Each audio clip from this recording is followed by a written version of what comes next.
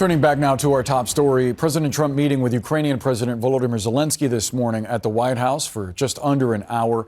Next hour, they will both be attending the funeral of Senator Lindsey Graham, but their conversation earlier today focused on the Russia-Ukraine war. Let's get some perspective on that with Jeff Edmonds. He's a former director for Russia on the White House National Security Council. Jeff, thank you so much for being with us as always. First, President Trump recently responded to remarks from Zelensky that Russia has been providing details to Iran about U.S. bases in the Middle East for possible attacks. Trump saying that he wants to ask Vladimir Putin about it. We're working to find out whether or not this was brought up during their meeting. You would assume that it likely was, given the heft of that intelligence. How do you read Trump's skepticism, at least publicly, on this? I think he often he places a lot of weight on his personal relationship with foreign leaders. And I think believes that when he's in the room, in the same way he can, produce great deals, he can also really be pointed with someone that he knows and ask him a question, and he expects to get the correct answer back.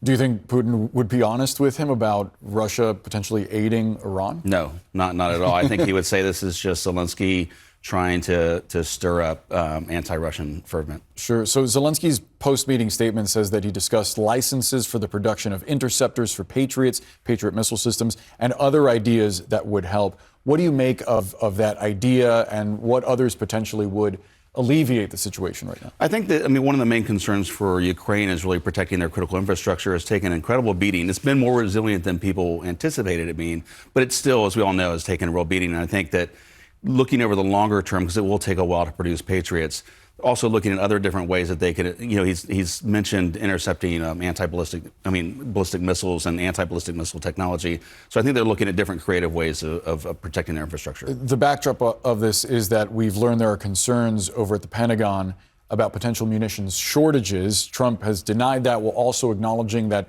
at least when it comes to sophisticated munitions, the levels are not at where he would like them. He pointed to President Biden, his predecessor, giving Ukraine munitions during his time in office.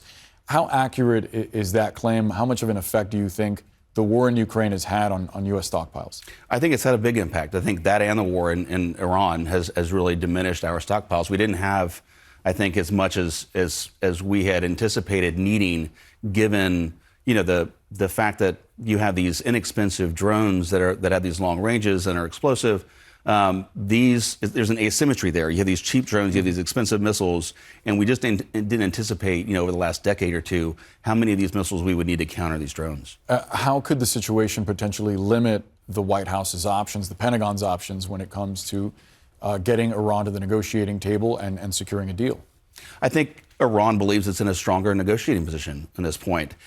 They've seen the U.S. attack and then have to pull back, and I think that they believe time is on their. This is a competition of time on both sides, right? The administration thinking they can outlast the Iranian regime thinking the opposite. And I think the Iranians read this and these reports as saying, well, we think we're in a stronger position and we can outlast them. The reason for today's visit by Zelensky and Prime Minister Netanyahu of Israel is the funeral service for Senator Lindsey Graham. He was a champion for Ukraine, even at times when Republican support for Kyiv had waned. I wonder what his loss means for U.S. support for Ukraine. Hopefully that has changed. The narrative last year was that Ukraine losing was this was the administration, that Ukraine eventually losing was inevitable because Russia had an infinite number of soldiers.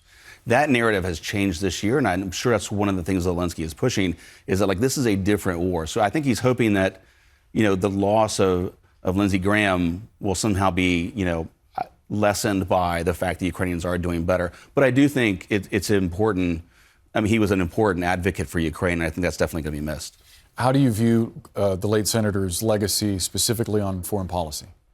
I think he was a champion of U.S. values overseas. He was a champion of values-based issues like Ukraine. People have argued whether it's in our interest or not, but I think that he was a champion for democracy and a champion for the idea that Russia, a country like Russia, shouldn't be able to do these kinds of things in Europe. And so for that, I think he's got a good legacy.